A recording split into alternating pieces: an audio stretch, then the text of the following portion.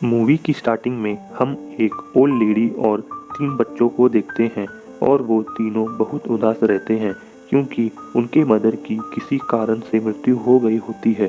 तो उनकी ग्रैंडमदर उन्हें एक कहानी सुनाना शुरू करती है। कई साल पहले किसी को क्रिसमस के बारे में नहीं पता था, तो एक जगह जिसका नाम फिनलैंड होता है और वहाँ एक लड़का जिसका नाम निकोलस होता है और वो अपने पापा के साथ रहता है जो कि एक लकड़हारे होते हैं। तो एक दिन वो दोनों जंगल में लकड़ी तोड़ने जाते हैं, पर वहाँ जंगली भालू आ जाता है और वो वहाँ से भाग जाते हैं। तो भालू उनका पीछा करता है, पर वहाँ पर अचानक कोई तीर मार देता है और वो भालू वहाँ से घबराकर भाग जाता है। तो सीन चेंज होता है और रात हो जाती है। तो हम देखते हैं निकोलस अपने पापा से एक कहानी सुनाने की जिद करता है। तो उसके पापा एक छोटी लड़की की कहानी सुनाते हैं कि कैसे उसने बहुत मुश्किल पार कर कर एक जादुई शहर जिसका नाम एल्फ वर्ल्ड होता है, जहाँ पर सारे सपने सच हो जाते हैं और वो वहाँ पहुँच जाती है। तो दोनों बात कर रहे होते हैं, तो अचानक उन्हें एक आवाज़ आती है। तो वो वहाँ देखने चले जाते हैं। तो वहाँ उन्हें एक चूहा दिखता है जो कि उनका खाना ले जा रहा होता है। तो वो आदमी उस पर हमला कर देता है, पर वो बच जाता है और फिर वो चूहा अपनी जान बचाकर भागने लगता है। पर उसके डैड उसे मारना चाहते थे क्योंकि उनके पास खाने की कमी थी और वो भागते भागते एक जगह पर अटक जाता है। तो वो जैसे ही उसे मारने वाले होते हैं तो निकोलस मना कर देता है और वो उसे नहीं मारते। तो सीन चेंज होता है और हम देखते हैं वो चूहा अब निकोलस का दोस्त बन जाता है और वो उसे बातें करने की ट्रेनिंग दे रहा होता है और वो उसे मीका करके नाम देता है। तो एक दिन उनके जगह के राजा उन्हें खाने पर बुलाते हैं। तो राजा सभी से मिलकर कहते हैं कि हमें उम्मीद की ज़रूरत है। तो वो सभी को एक सुझाव देते हैं कि देश के कोने कोने में जाइए और उम्मीद ढूंढ कर लाइए। और तभी हम देखते हैं मीका निकोलस के कंधे से उतरकर राजा की तरफ भागने लगता है। तो राजा के सिपाही निकोलस को पकड़ लेते हैं, पर उसके पिता उसे बचा लेते हैं। फिर वो घर आ जाते हैं और तभी उनके दरवाजे पर दस्तक होती है। तो निकोलस के पिता वहाँ दरवाज़ा खोलने जाते हैं। तो हम एक बूढ़े आदमी को देखते हैं जो कि एक हंटर होता है और वो उनके घर के अंदर आ जाता है और हमें पता चलता है कि ये वही आदमी उसने उस भालू को भगाया था। तो सुबह हो जाती है और हम देखते हैं निकोलस के पिता निकोलस से कहते हैं, राजा की बात सुनकर सफ़र पर जाने वाला हूँ और मुझे 2 या 3 महीने लग जाएंगे। पर वो ये सब पैसों के लिए करना चाहते थे। तो निकोलस वहाँ से नाराज़ होकर चला जाता है। अगली सुबह वो जाने वाले होते हैं। तो वो निकोलस को बताने के लिए आते हैं कि हम कल सुबह चले जाएंगे। तो वो बताते हैं कि वो एल्फलैंड जाने वाले हैं। तो निकोलस भी उनके साथ जाने की जिद करता है, पर वो मना कर देते हैं। तो निकोलस अपने पापा को समझाते हुए कहता है कि आपको उस जगह का रास्ता पता नहीं क्योंकि आपको पूरी स्टोरी पता नहीं, पर मुझे स्टोरी पता है क्योंकि मम्मी मुझे हर रोज़ बताती थी और मैं ही आपको उस जगह तक ले जा सकता हूँ क्योंकि मुझे उसका रास्ता पता है। पर उसके पिता उसे मना कर देते हैं। तो तभी हम एक बूढ़ी औरत को देखते हैं जो कि उनके घर आती है और हमें पता चलता है कि वो निकोलस की आंटी होती है जो कि उसके फादर ने उसकी देखभाल के लिए बुलाया होता है क्योंकि वो उसे छोड़कर जाने वाले होते हैं। तो अगली सुबह वो सभी जाने के लिए तैयार हो जाते हैं और सफ़र पर निकल जाते हैं। तो तभी वो आंट उसको अपना असली चेहरा दिखाती है। वो निकोलस को और माइक को घर से बाहर निकाल देती है। तो सीन चेंज होता है और हम देखते हैं निकोलस अपनी आंट पर गुस्सा करता है। वो आंट उसकी माँ को बुरा भला कह रही थी और कह रही थी कि उसके पिता वापस कभी नहीं आएंगे और वो वहीं मर जाएंगे। और तभी उसके पिता के कैप में आग लग जाती है और वो उसे बुझाने के लिए भाग पड़ता है। तो उसे उस टोपी में एक नक्शा मिलता है जो एल्फलैंड तक जाता है। तो वो अगली सुबह उस जगह के लिए निकल पड़ता है। तो उसका चूहा दोस्त माइस भी उसके पीछे आता है, तो वो उसे भी उसके साथ ले जाता है। तो वो चलते चलते एक गांव पहुंच जाता है जहां पर उसे एक बूढ़ी औरत मिलती है। तो निकोलस बूढ़ी औरत को बोलता है कि वो एल्फलैंड की तरफ जा रहा है। तो बूढ़ी औरत बताती है कि ऐसी कोई जगह नहीं है और जो भी उसकी तलाश में गया वो कभी वापस नहीं आया। तो निकोलस उस नक्शे को फॉलो करते हुए आगे बढ़ता है और एक जगह पहुंचता है जो कि एक चांद की तरह दिख रही होती है।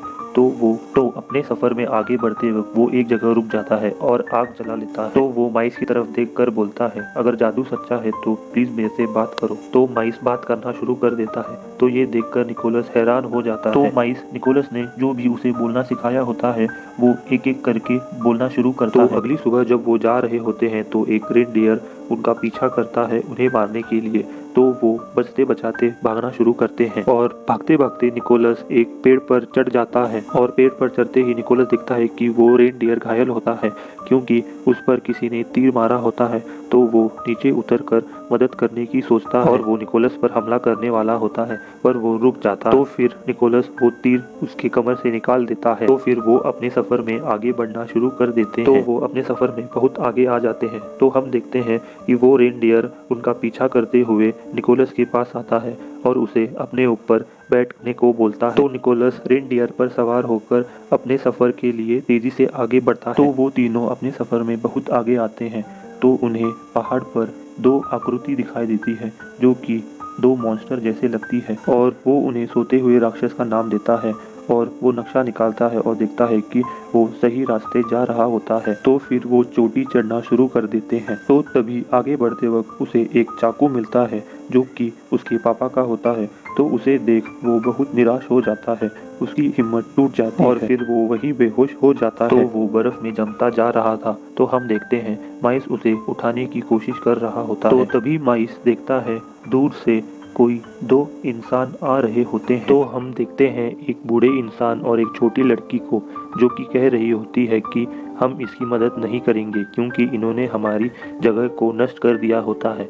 पर वो बूढ़ा आदमी कहता है कि ये सिर्फ इंसान है, इसने कुछ नहीं किया है और हर किसी की मदद करना हमारा फर्ज है। तो हम देखते हैं वो बूढ़ा आदमी अपने मैजिक से निकोलस को बचा लेता है। तो निकोलस उठ जाता है और घबराते हुए उनसे कहता है कि आप कौन हैं? तो माइस निकोलस को बताता है कि इन्होंने तुम्हारी जान बचाई है। तो वो निकोलस से कहते हैं तुम यहाँ से जल्द चले जाओ। निकोलस कहता है कि मैं अपने पापा और एल्फलैंड को ढूंढने आया हूँ।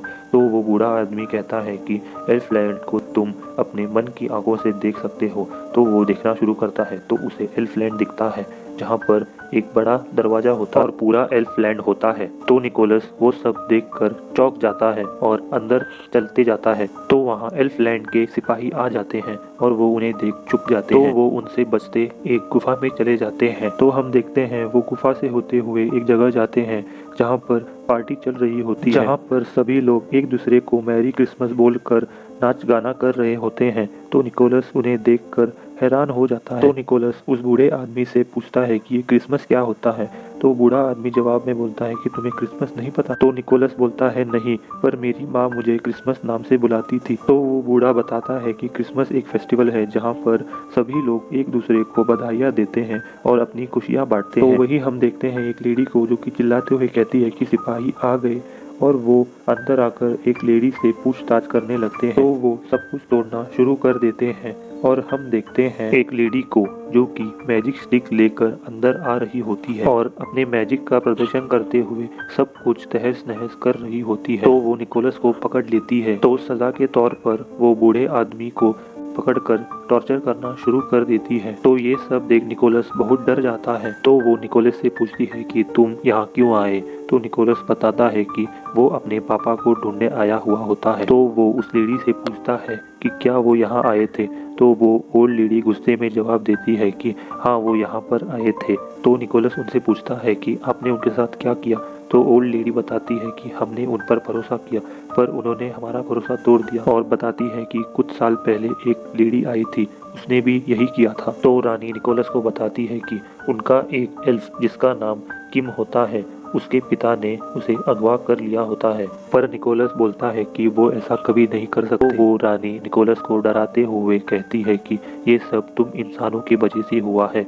अब एल्फलैंड पहले की तरह खुशहाल नहीं क्योंकि अब यहाँ पे कोई पार्टी कोई गाना नहीं बचेगा। और वो निकोलस को पकड़कर ले जाती है अपने साथ और उसे जेल में डालने का हुक्म दे देती है। तो वो उसे एक जेल में बंद कर देती है जो कि एक बहुत बड़ी घड़ी होती है, जहाँ पर निकोलस एक ट्रुथ फेरी से मिलता है जिसको सच बोलने पर जेल की सजा मिली हुई होती है। तो उनकी बातें सुनकर एक भयानक राक्षस जो कि एक ट्रोल होता है तो वो उठ जाता है और निकोलस को खाने की कोशिश करता है तो वो टूथ फेरी उसे बचा लेती है, जिससे वो बाहर निकल आते हैं और एक घर की छत पर गिर जाते हैं।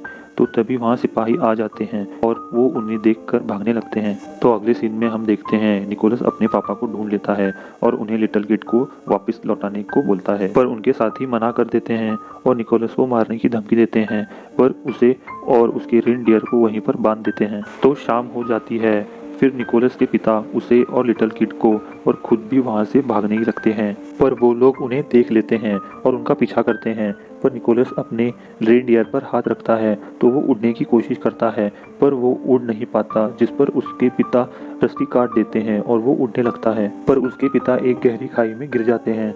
तो दूसरी ओर हम देखते हैं कि वो तीनों बच्चे और भी उदास हो जाते हैं, जिस पर उनकी ग्रैंडमा कहती है कि अभी स्टोरी बाकी है। तो आगे वो बताती है निकोलस बहुत उदास होता है, पर वो ठान लेता है कि वो अब सब कुछ ठीक कर देगा और आगे बढ़ने लगता है। तो वो एल्फलैंड पहुंच जाते हैं, पर उन्हें वहां कोई नहीं दिखता। तो दूसरी ओर रानी सबको निकालने की धमकी दे रही होती है और तभी वहां निकोलस आ जाता है लिटिल किड के साथ। तो वो सभी लिटिल किड को देखकर बहुत खुश होते हैं। तभी निकोलस के दिमाग में एक आइडिया आता है, जिस पर वो सभी एल्फ से कुछ ना कुछ चीजें मांगता है। तो तभी सभी एल्फ मिलकर कुछ ना कुछ बनाना शुरू कर देते हैं और रात के 12 बज जाते हैं। तो निकोलस अपने रेनडियर पर बैठकर जाने ही वाला होता है कि तभी वो रानी उस पर हमला कर देती है, जिस पर वो कहती है कि अगर ये एल्फलैंड से चला गया तो इसके जैसे और इंसान आएंगे और हमें लूटकर चले जाएंगे। तो तभी वो निकोलस के गले में एक लॉकेट देखती है और बहुत इमोशनल हो जाती है। तो वो निकोलस को उसकी मम्मी के बारे में बताती है कि वो उनसे कितना प्यार करती थी और सबके बारे में सोचती थी, पर वो रानी को बिना बताए चली गई होती है। तो रानी उस पर बहुत गुस्सा थी। तो निकोलस बोलता है पर वो आपको कभी भूली नहीं और मुझे एल्फलैंड की कहानियाँ सुनाती थी और वो मुझे क्रिसमस करके बुलाती थी, जिस पर रानी बहुत खुश होती है। तो वो निकोलस को जाने देती है और बोलती है कि जाओ और सभी जगह खुशियाँ बिखेर दो। तो निकोलस पहले राजा से मिलने आता है और अपना प्लान बताता है। तो राजा को समझ नहीं आता, तो निकोलस राजा को भी अपने साथ ले जाता है दिखाने के लिए। तो वो एक घर की चिमनी से अंदर आ जाते हैं और उन बच्चों के पास खिलौने रख देते हैं, जिसे देख राजा बहुत खुश होता है। तो वो एक एक कर सभी के घर जाते हैं और खिलौने रख देते हैं, जिस पर वो राजा को दिखाता है कि खुशियाँ बांटने के लिए तोहफे कितने महंगे हैं ये मायने नहीं रखते, बल्कि देने वाले का मन साफ रहना चाहिए, जिनसे उम्मीद की किरण जागती है, जिससे एक एक कर पूरी दुनिया खुशी से भर जाती है। तो राजा निकोलस को खुशियाँ बांटने का काम सौंप देता है, जिस पर वो खुशी खुशी से तैयार हो जाता है। और वहीं दूसरी ओर वो उन तीनों बच्चों के घर पर भी क्रिसमस मनाना शुरू कर देते हैं। और वहीं हम देखते हैं कि वो ग्रैंडमा और कोई नहीं ट्रुथ फेरी होती है और इसी के साथ मूवी का हैप्पी एंडिंग हो जाता है। और अगर आपको मेरी एक्सप्लेनेशन पसंद आई हो तो एक लाइक ज़रूर करें और अपने दोस्तों तक ज़रूर शेयर करें और उस सब्सक्राइब बटन को दबाना मत भूलना। तो इसी के साथ मिलते हैं अगली वीडियो में। तो टाटा, गुड बाय और टेक केयर।